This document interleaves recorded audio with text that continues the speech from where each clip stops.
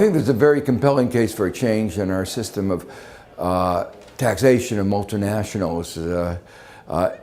Under the current arrangements, it's very clear that many of the multinationals are not paying their fair share, and it's very clear that there are alternatives. That obviously it would be much better if the changes were done multilaterally, but it's difficult to get the cooperation of all the countries.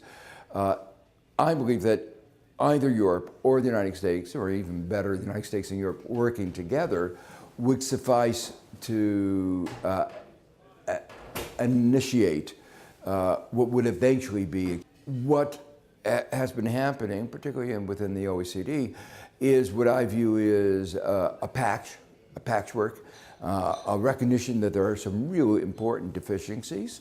I think they've done a very good job of, you might say, fixing the worst problems, but even as they fixed some of the worst problems, it's become apparent that there are some almost equally bad problems, and that they've put their finger in the dike, but they haven't really solved the problem of multinational. I think changing the system of global taxation of multinationals is an absolutely essential part of reforming globalization to make sure it works for ordinary people all over the world, including in the developing world.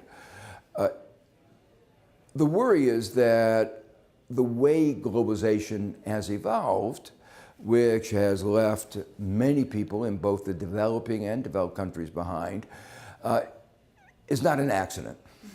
It has been a deliberate attempt by multinational corporations to create a form of globalization which benefits them at the expense of the rest.